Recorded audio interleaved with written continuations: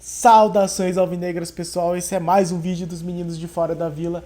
Eu sou Danilo Rattori e enfim, vencemos, finalmente, meu Deus, tirar esse peso das costas, essa falta de resultados. No Campeonato Brasileiro a gente não vencia desde o dia 8 de maio, que foi a vitória contra o Cuiabá, então tava ficando pesado, 6 jogos sem vitória,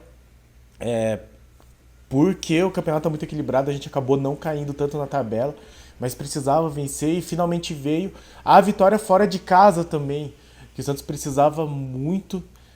Eu tô ainda meio emocionado aqui porque foi complicado. Eu não achei que o desempenho do Santos foi tão bom quanto mostrado em outras partidas, mas vamos falar disso no nosso vídeo de análise dessa vitória sobre o Juventude 2-1 lá em Caxias do Sul, lá em Juventude. Gols de Eduardo Bauerman e Marcos Leonardo. E como disse meu pai antes do jogo, a Juventude do Santos venceu o Juventude de Caxias do Sul. Antes de falar do jogo, peço sempre, se você não é inscrito, se inscreve no canal, dá essa força pra gente, dá essa ajuda. E muito obrigado a todos os nossos inscritos. Muito obrigado a você que está assistindo este vídeo agora. Obrigado a todos que compartilham, que comentam aí, que interagem com a gente. Por favor, continue compartilhando, deixem um like. E falem conosco, digam o que achou dessa vitória tão suada. Foi difícil, acabou sendo sofrida. Acho que tem críticas a serem feitas, mas é muito importante que o Santos tenha conseguido finalmente o resultado. E, enfim, 6 jogos sem vitória no Campeonato Brasileiro. Mesmo fora do Campeonato Brasileiro, a última vitória tinha sido aquela contra o União La Calera. Então faz muito tempo que o Santos não vencia. Felizmente conseguimos aí essa vitória, enfim. E vamos falar então um pouco sobre o jogo. O Bustos começou escalando um time bastante controverso. Bastante controverso, um pouco de exagero, mas enfim. Um time que recebeu críticas dos torcedores. Vamos falar então da escalação. João Paulo titular, claro, como sempre. Bauerman e Maicon. Felipe Jonathan e Auro. Então era meio que uma defesa esperada. No meio, Rodrigo Fernandes, Zanocelo e Ricardo Goulart, fechando essa meia, com o Johan Julio, Lucas Braga e Juan Seco mais puxado para centroavante. De novo, Juan e Ricardo Goulart juntos acabam sendo... não por ser o Juan e o Ricardo Goulart, mas o Ricardo Goulart como centroavante acaba sendo meio inócuo. Me dá a impressão que o Ricardo Goulart continua conversando com o Bustos e falando: Bustos, eu sou centroavante, eu sou meio de campo. Bustos, eu sou meio de campo. E não ele não consegue fazer essa função, pelo menos não essa função com velocidade. E aí você acaba criando esse vazio no meio de campo. E o que aconteceu foi que o Santos teve um momento de levar perigo, mas foi no cruzamento com o Barba. E no mais o Juventude foi bem. O Juventude começou bem, ele começou achando espaço, e é isso que é o problema de não levar 3 volantes. Quando foi liberada a escalação, eu vi muita gente comentando assim que não precisava de 3 volantes porque o Juventude ia jogar retrancado e tal. Acho que não é exatamente essa a questão. Eu acho que os 3 volantes servem para você ocupar o meio de campo e aproveitar melhor o espaço que, se a outra equipe jogar retrancada, você não vai dar para o contra-ataque e você vai conseguir trabalhar melhor a bola e, no caso do Santos, liberar o Johan Julio, que acabou fazendo uma boa partida, mas que acaba tendo que ocupar um espaço muito grande e se afastar muito do ataque com um volante a menos e principalmente com o Ricardo Goulart no meio de campo, ocupando essa faixa no meio de campo. Então eu acho que Goulart com um centroavante, seja o Juan, seja o Angulo, não dá. Eu acho que ele poderia sim ser testado como o único centroavante, mas me incomoda um pouco essa insistência com ele. Então, como eu disse, o Santos não começou tão bem assim. E logo aos 21 minutos, o Auro conseguiu tomar o terceiro amarelo. Ele praticamente não jogou no campeonato. Ele foi titular, essa é a segunda vez que ele é titular e ele já tomou o terceiro cartão amarelo. Porque ele tomou um amarelo também contra o Atlético Mineiro, que ele não foi titular, mas entrou no lugar do Madison. Ou seja, o Santos possivelmente não terá laterais direitos de ofício na próxima partida contra o Red Bull Bragantino na Vila Belmiro. 5 minutos depois do Áureo tomar o amarelo, o terceiro amarelo, o Juventude saiu na frente. E aí é isso que eu falo, time que quando não entra com três volantes acaba dando muito espaço para os adversários e de novo uma jogada aérea, né? Só que dessa vez foi um cruzamento pela esquerda do nosso ataque. O Chico, cara, sempre o Chico, é impressionante. O Chico entra naqueles jogadores assim que nem são bons, mas o Santos devia contratar só para não fazer nada contra a gente, assim. Tipo o Pablo. O Chico foi lá, acertou um excelente cruzamento pro Ricardo Bueno, que só desviou 1-0. E o Juventude estava bem. Eu acho que falar assim que o Juventude estava melhor que o Santos não é nenhum exagero. O Santos até tentou puxar um pouco mais de ataque, mas era isso. Pro Juventude se defender aí era muito simples, porque era o Juventude que tinha o resultado na mão e o Santos não conseguia furar essa defesa com dois centroavantes e principalmente com o Ricardo Goulart sendo esse cara muito lento na frente. O lance que acabou mudando a história da partida foi, quem diria, com o Yuri Lima. Eu tava olhando o jogo e eu olhava o Yuri e pensava, eu não acredito que o Santos está conseguindo perder pro time do Yuri Lima. Mas aí aos 48 do primeiro tempo, ele acabou fazendo uma falta que pegou o tornozelo do Johan Julio. O juiz, que é aquele mesmo juiz do jogo contra o Cruzeiro, né? Acabou sendo bastante divulgado, que é o jogo contra o Cruzeiro da Copa do Brasil de 2018, em que ele terminou antes do acréscimo que ele tinha definido, é isso que me incomoda até hoje. E o Gabriel ia ter um ataque, ele e o goleiro, assim, cara a cara, ele e o Fábio na época. E daí o Santos perdeu nos pênaltis, bem doloroso. Mas enfim, era esse juiz.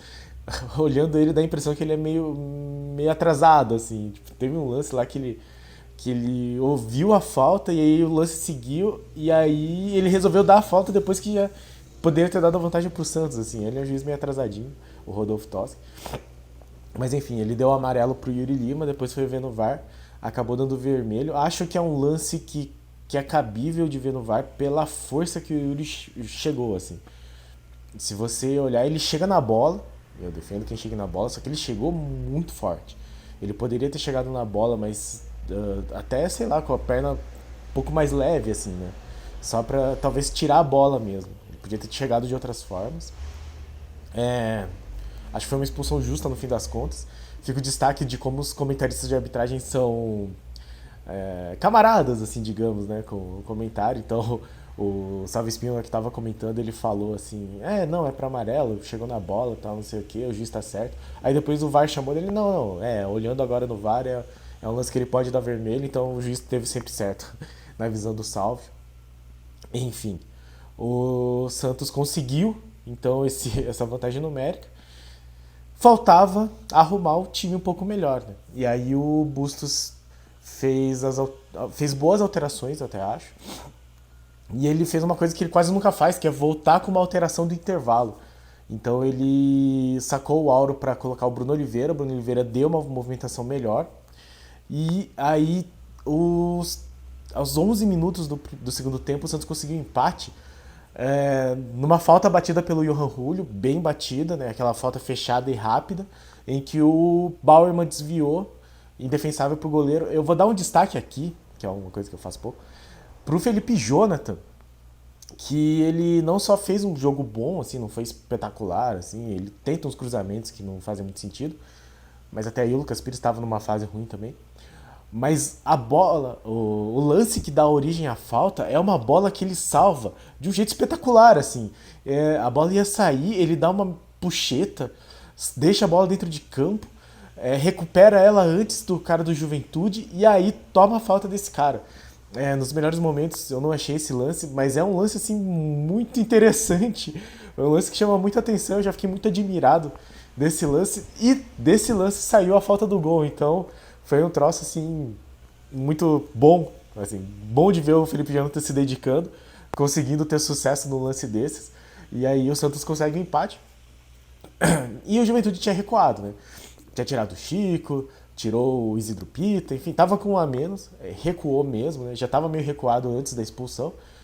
E o Bustos jogou o time pra frente, tirou o Goulart, tirou o Zanocelo, tirou o Juan Seco, colocou o Marcos Leonardo, depois colocou o Ângelo e Angulo. Então já, de novo, né, ele coloca dois centroavantes, não sei por que isso, o Angulo nem apareceu na partida.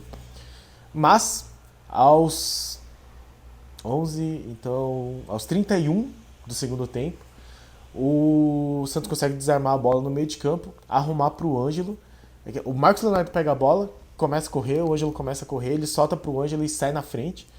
E o Ângelo dá um passe muito bom pro Marcos Leonardo, mas a finalização do Marcos Leonardo é um traço espetacular, assim,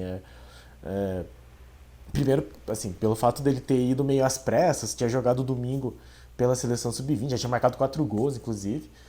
Não foi titular, como eu previa, que ele não seria titular, mas ele dá uma finalização que não é um gol fácil de fazer. Para quem olha, ele tá pressionado pelos defensores e ele bate longe, assim, não tá perto do gol, muito forte e de um jeito que o goleiro não consegue defender. Estando em velocidade, é uma bola muito difícil que o Marcos Leonardo acerta. Então, ele tá numa fase iluminada mesmo. Um golaço, golaço. É uma bola muito difícil de pegar, não é um gol fácil de fazer. Santos vira. E aí, o Santos faz uma coisa que eu acho que é parte do processo de ficar 6 jogos sem vencer. Que o time tá ganhando, ele recua, ele perde a pegada, eu não sei o que acontece, mas aconteceu contra o Atlético Paranaense, aconteceu contra o Internacional, e agora aconteceu de novo contra o Juventude.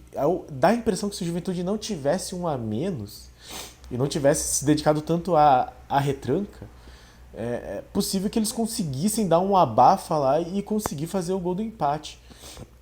Que seria terrível pro Santos. Mas, enfim, o Santos recuou e aí eu acho que cabe a crítica ao Bustos. Eu não gostei da escalação, eu gostei das mudanças, tirando o Angulo, mas eu não gostei da postura do time quando ficou atrás no placar. Então é um time competitivo, é um time que mostra poder de reação. Novamente aconteceu, né? Contra o Atlético Paranaense, por exemplo. Estava atrás, buscou o empate. Dessa vez buscou a virada, mas à frente do placar não tem conseguido manter essa postura de time ofensivo, assim. Contra o Atlético Paranaense até conseguiu durante os 20 minutos, mais ou menos. Mas dessa vez tinha que manter até o final do jogo. O Juventude estava com um a menos, o Juventude ia dar o contra-ataque porque ia ter que se abrir, e aí o Santos tinha que ter matado o jogo. Ainda teve algumas chances, mas eu achei que na defesa acabou sendo muito permissiva, digamos assim. Tanto que no finalzinho do jogo é um lance que é escanteio. Então você dá um escanteio para o adversário no último lance. E ainda teve um bate-rebate lá que foi pro VAR porque os caras do Juventude reclamaram mão. Então corria o risco do Santos sofrer um pênalti no último minuto e ficar mais um jogo sem vitória e piorar na tabela.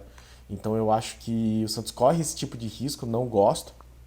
Mas conseguiu a vitória e é muito importante por ser fora de casa também, né? Recupera um pouco dos pontos que perdeu em casa, mas em um campeonato tão equilibrado consegue respirar, consegue se aproximar um pouco mais do pelotão de cima. É claro, foi o único jogo da rodada até agora, vai ter todo o resto da rodada ainda, muita coisa pode acontecer, mas se continuar com o número de empates que vem acontecendo, os times de baixo conseguindo vitórias, pelo menos o Santos não deu aí esses 3 pontos pro Juventude, que segue fundo lá na zona de rebaixamento em 19º. Então com esse resultado o Santos agora subiu para sexto. Então o Santos passou 5 times. Isso quer dizer que tem 5 times que podem passar o Santos no decorrer da rodada. Bom, Atlético Mineiro e Ceará. Bom, o Ceará não chegaria no Santos. Só se tivesse lá uma goleada muito absurda.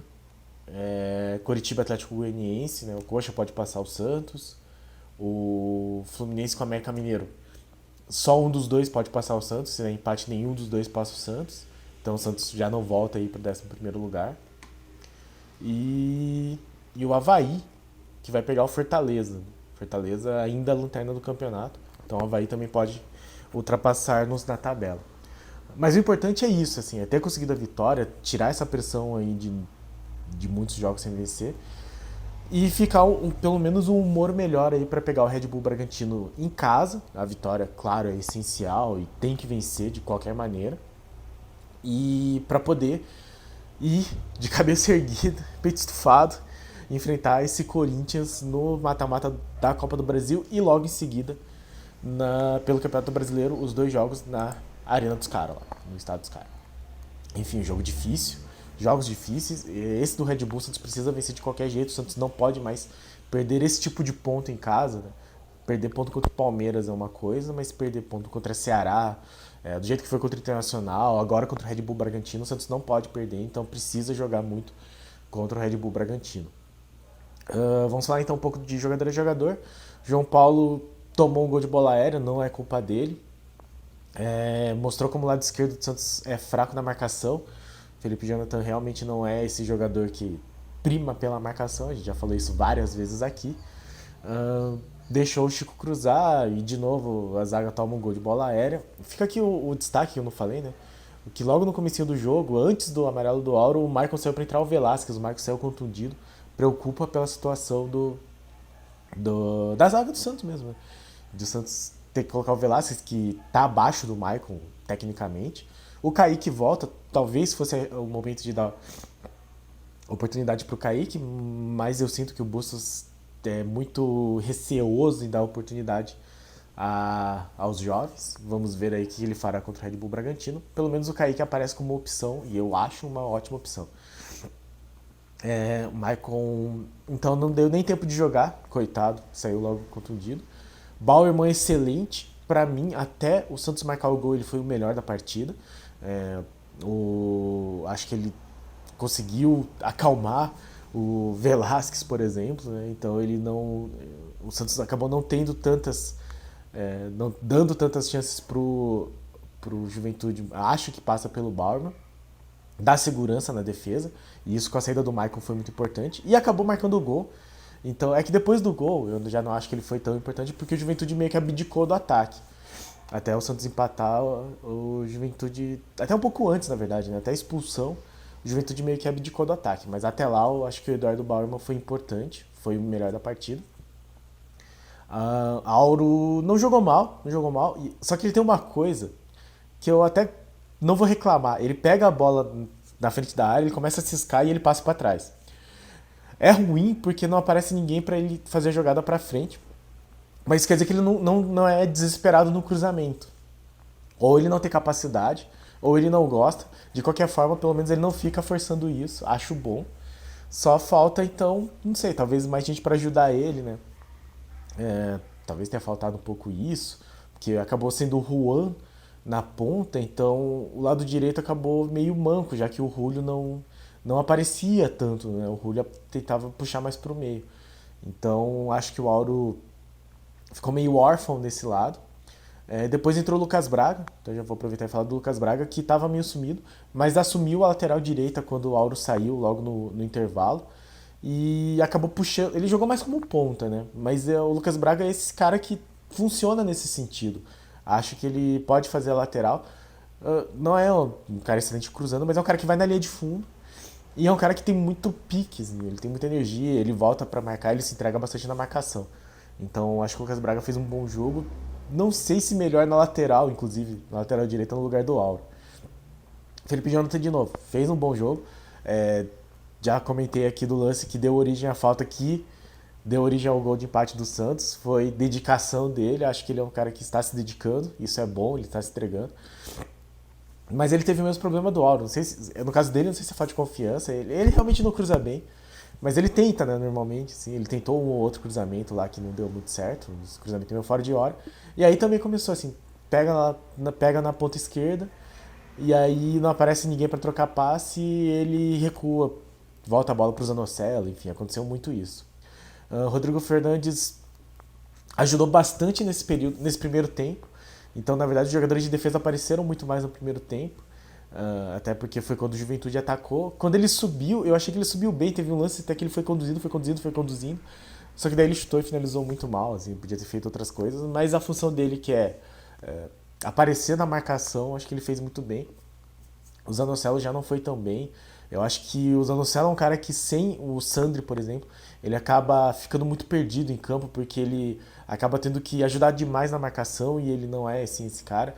E quando ele tenta ir para ataque também acaba ele não consegue avançar até entrar na área, fazer essa posição de falso 9 que ele faz às vezes, porque o Sandri recua um pouco para fazer lançamento. E aí, enfim, ele ainda conseguiu acertar um chute bom no primeiro tempo, acabou sendo uma defesa boa do goleiro dos caras também, do César. Mas é um jogador que nesse esquema ele não funciona direito, aí foi substituído, enfim. Goulart muito lento.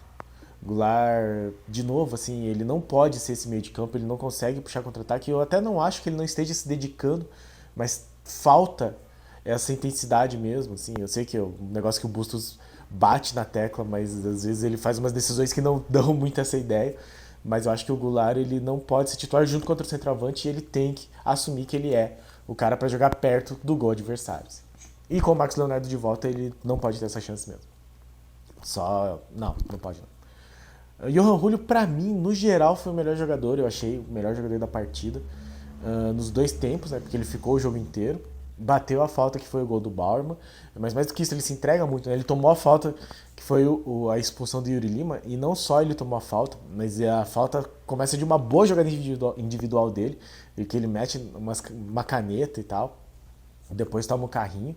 Eu acho que é um cara que realmente se entrega muito na questão de estar em todas as partes do campo. E é um outro cara que eu acho que perde muito com a entrada do Ricardo Goulart, porque o Ricardo Goulart, teoricamente, ocupa uma faixa que o Johan Julio poderia ocupar, e não tendo o Sandri, o Johan Julio ainda tem que voltar e recuar muito mais. Assim. Eu acho que o Bustos precisa aprender com os acertos dele. Ele precisa ver que quando ele coloca 3 volantes e o Julio de meio de campo, o time joga melhor.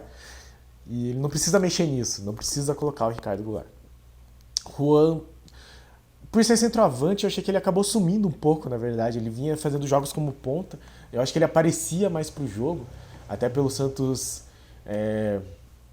faltar um pouco, né, desse jogador que arme bem, né, que passe bem. Então eu acho que o Juan acabou não tendo muita chance de finalização. Finalizou uma outra vez, mas sem levar grande perigo assim pro goleiro adversário.